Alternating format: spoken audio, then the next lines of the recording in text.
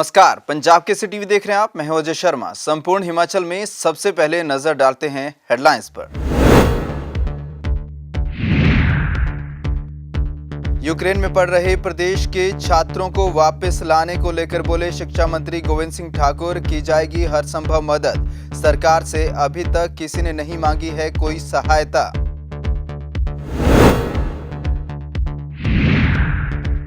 हमीरपुर पहुंची कांग्रेस की सदस्यता अभियान के प्रभारी दीपा दास मुंशी का बयान। प्रदेश भाजपा सरकार का लोगों में खौफ, कांग्रेस की सदस्यता लेंगे तो परिवार पर दबाव का डर।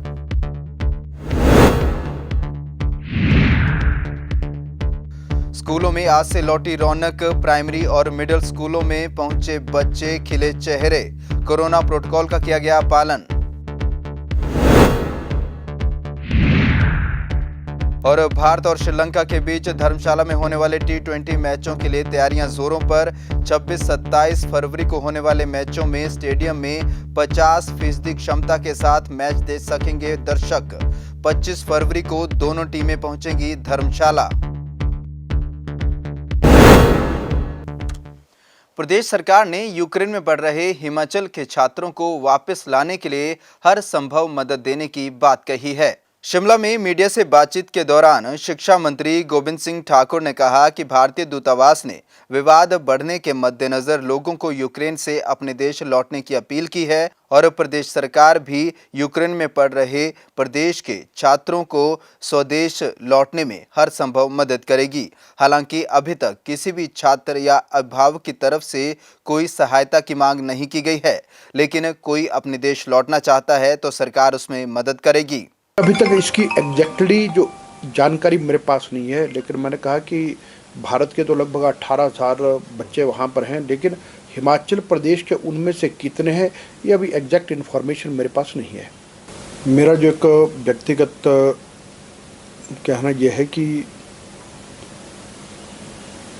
अभी तक हमको तो किसी छात्र या अभिभावक ने इस संबंध में कोई संपर्क किया नहीं है, लेकिन यूक्रेन में इस समय लगभग 20,000 भारतीय नागरिक हैं और जिनमें से 18,000 के लगभग छात्र और छात्राएं हैं जो वहाँ पर शिक्षा ग्रहण कर रहे हैं। और अभी तक इस प्रकार की बात आई नहीं है कि जिसके कारण से कि उन्होंने कोई अभी तक कहा है कि हमको कोई समस्या आ रही है या कोई कठिनाई है।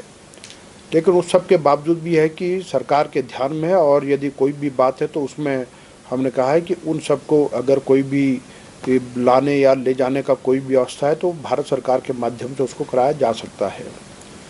और अभी वर्तमान में जो यूक्रेन और रूस के बीच में जो तनाव चल रहा है, उस तनाव के कारण से ये स्थिति पैदा हो गई है। और भारतीय दूतावास ने भी अब दिशा निर्देश जारी कर दिए हैं कि इस तनाव के बीच में यूक्रेन की ओर जाने की कोई भी अनावश्यक यात्रा करने की आवश्यकता नहीं है। और फिर जो छात्र वहाँ पर शिक्षा ग्रहण कर रहे हैं तो उसके लिए भारतीय दूतावास ने भी ये कहा है कि वो छात्र भी प्रयासपूर्वक अब अपने देश को लौटने की कोशिश करें और यदि कोई कठिनाई आती है तो भारतीय दूतावास के ध्यान में ला सकते हैं और उसमें भारत सरकार के द्वारा सारी व्यवस्था की जाएगी। हिमाचल में लोगों में डर है कि अगर उन्होंने कांग्रेस की सदस्यता ली तो भाजपा सरकार उनके परिवार पर दबाव बनाएगी। यह कहना है पूर्व केंद्रीय मंत्री और हिमाचल कांग्रेस के सदस्यता अभियान के प्रभारी दीपा दास मुंशी का। दीपा दास मुंशी हमीरपुर में सदस्यता अभियान की रिव्यू बैठक की अध्यक्षता करने के बाद मीडिया से रूबरू हो रही थीं। इस दौरान उन्होंने कहा कि हिमाचल में लोग डरे हुए हैं कि यदि कांग्रेस की सदस्यता लेंगे तो बाद में परिवार के ऊपर प्रदेश सरकार की तरफ से दबाव डाला जाएगा। उन्होंने कहा कि प्रदेश में लोगों में प्रदेश भाजपा सरकार का भय है।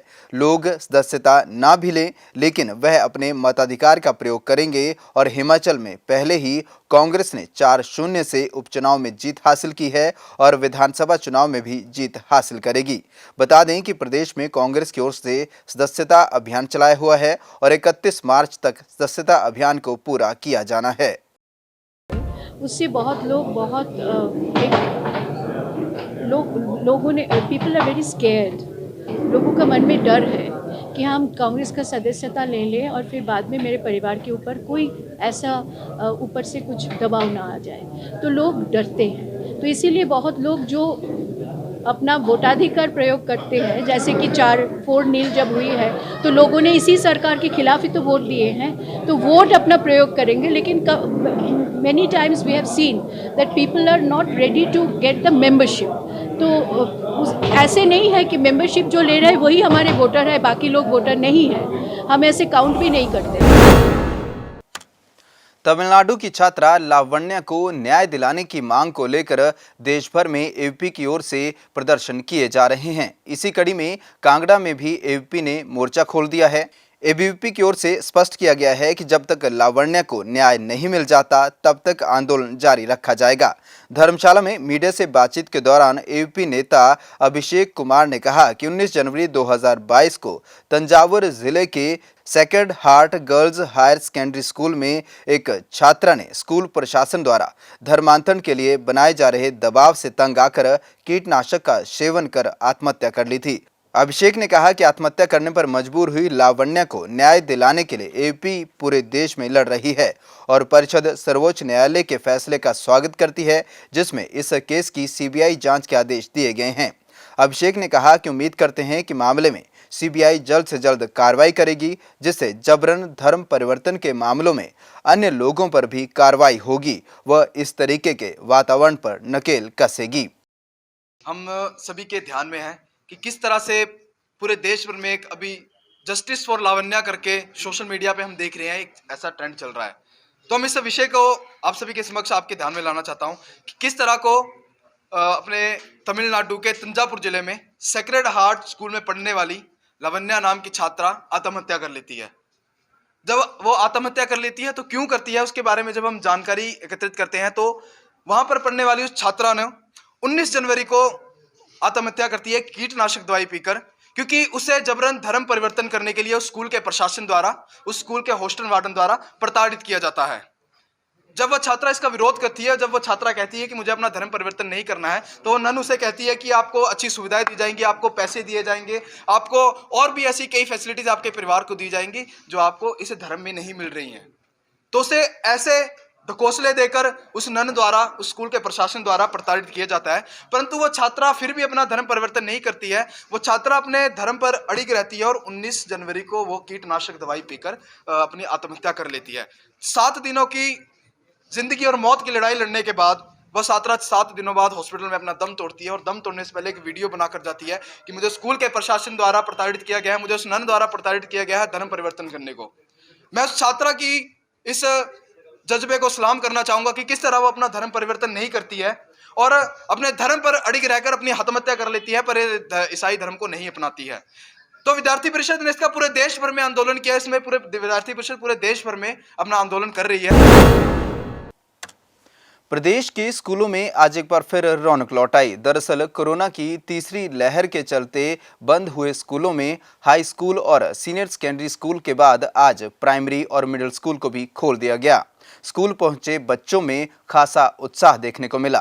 पेश है ये खास रिपोर्ट।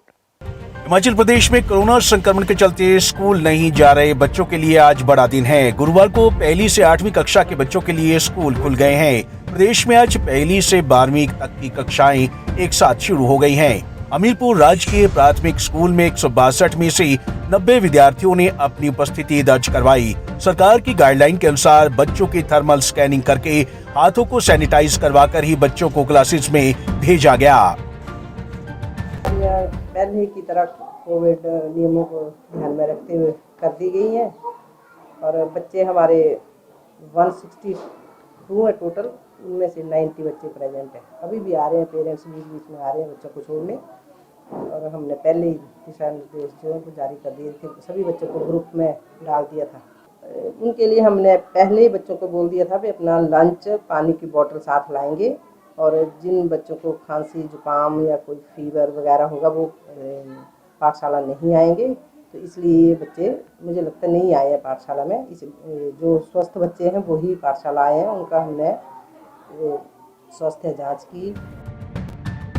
कोविड की पाबंदी के बीच बीते 2 साल में पहली से तीसरी कक्षा के बच्चे कुछ दिनों तक ही स्कूल आए थे। पढ़ाई का खासा नुकसान हुआ है। ऐसे में अब धर्मशाला के राजकीय कन्या विद्यालय में पहली से 8वीं तक के बच्चे स्कूल पहुंचे। फेस मास्क, थर्मल स्कैनिंग के बाद ही बच्चों को क्लासेस में भेजा गया। एक बेंच पर एक बच्चे के बैठने की व्यवस्था की गई है। स्कूल प्रशासन ने पूरे नियमों को पालन किया जा रहा है। स्कूल में जैसे ही बच्चे आते हैं, हर बच्चे की थर्मल स्कैनिंग होती है और क्लास वाइज बच्चों का जो है थर्मल स्कैनिंग का रिकॉर्ड मेंटेन किया जाता है।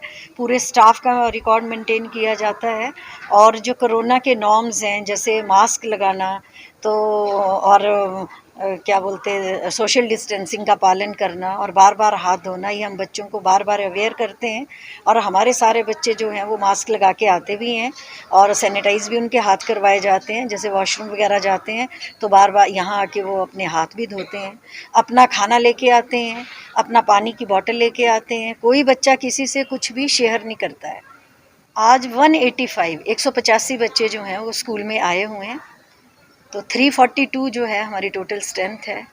बहुत खुश हैं बच्चे, बहुत खुश हैं क्योंकि उनको बहुत ही अच्छा लग रहा है, अपने दोस्तों के बीच में है और बच्चों को जो है वो क्लासरूम जो टीचिंग है वो ज़्यादा अच्छी लगती है, तो बच्चे बहुत ही खुश हैं। नहीं, ऑफलाइन देखो जो क्लासरूम टीचिंग है वो तो बेस्ट टीचिंग होती है, तो ऑनलाइन टीचिंग तो सबकी मजबूरी है, तो बच्चे तो हमेशा ही क्लास टीचिंग को प्रेफर करते हैं। सिरमौर जिला की बात करें तो यहाँ भी आज स्कूलों में रौनक देखने को मिली। स्कूल पहुंचे बच्चे काफी खुश नजर आए। हालांकि पहले दिन कम संख्या में बच्चे स्कूल पहुंचे। स्कूल खोलने से पहले सभी कमरों को सैनिटाइज किया गया, साथ ही हैंड सैनिटाइजर और थर्मल स्क्रीनिंग की भी व्यवस्था की गई है। सरकार के आदेश आए हैं कि आज से जो है जो सभी एजुकेशनल इंस्टीट्यूशन हैं वो खुल गए हैं, तो कुछ एक क्लासेस को जो है शिफ्टों में स्टार्ट किया गया है कि जैसे एक क्लास मॉर्निंग में है, फिर दूसरी क्लास इवनिंग में है, तो उसमें जैसे मान लीजिए एक क्लास चली गई है तो दूसरी क्लास को उस क्लास में ले जाने से पहले जो है सैनिटाइज किया जा रहा है क्लासरूम को। साथ साथ जो है सोशल डिस्टेंसिंग मेंटेन की जा रही है और जो जैसे बेंचेस पर सीटिंग कैपेसिटी हम लोगों ने जो है 50% के साथ रखी है हर बेंच पर। जैसे पहले मान लीजिए 2 बच्चे बैठते थे, वो एक ही बच्चे को बिठाया जा रहा है। साथ ही जैसे लंच ब्रेक है उसमें भी ध्यान रखा जा रहा है कि वो लंच ब्रेक की टाइमिंग जो है वो अलग अलग की जा रही है बच्चों की।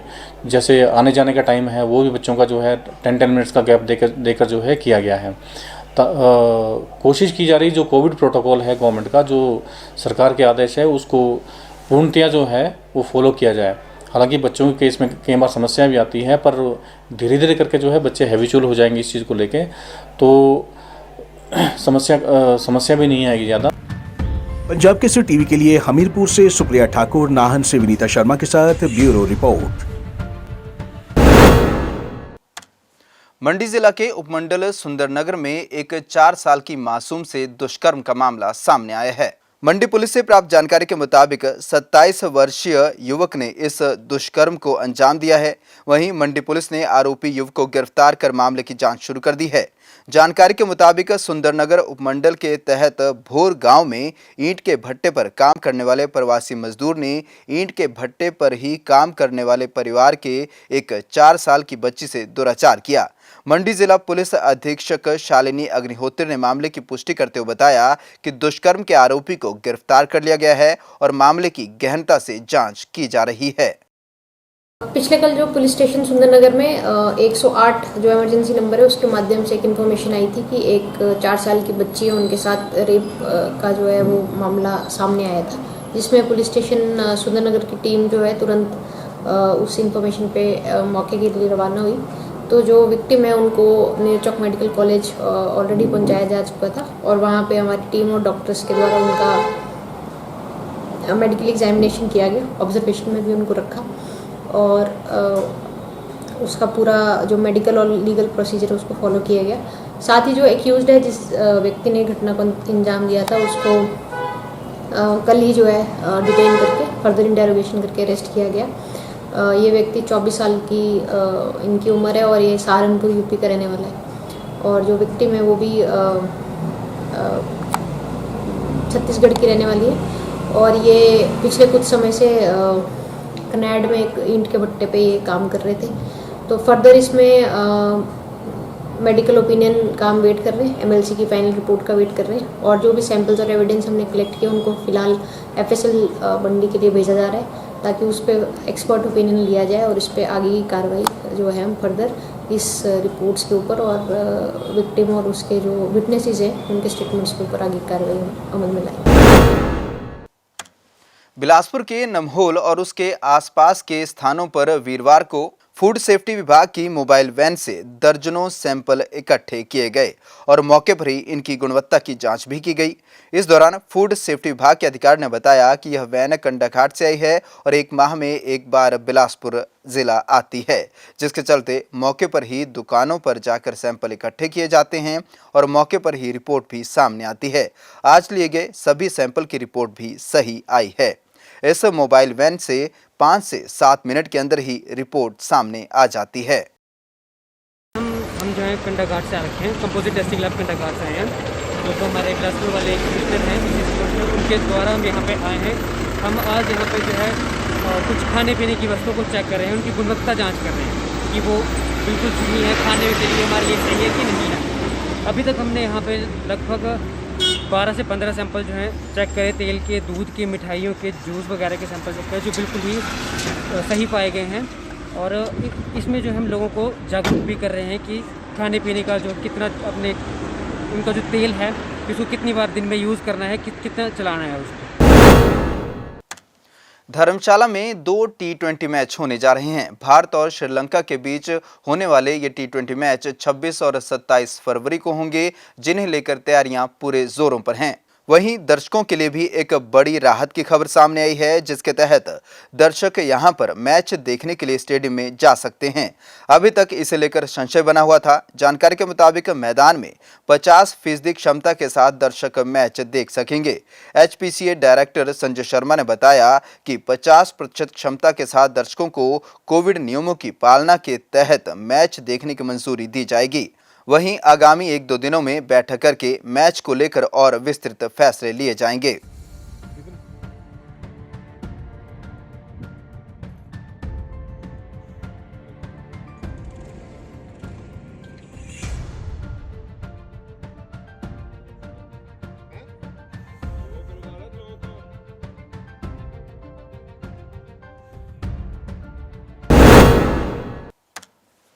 इस बुलेटिन में फिलहाल इतना ही। अजय शर्मा को दीजिए इजाजत। नमस्कार।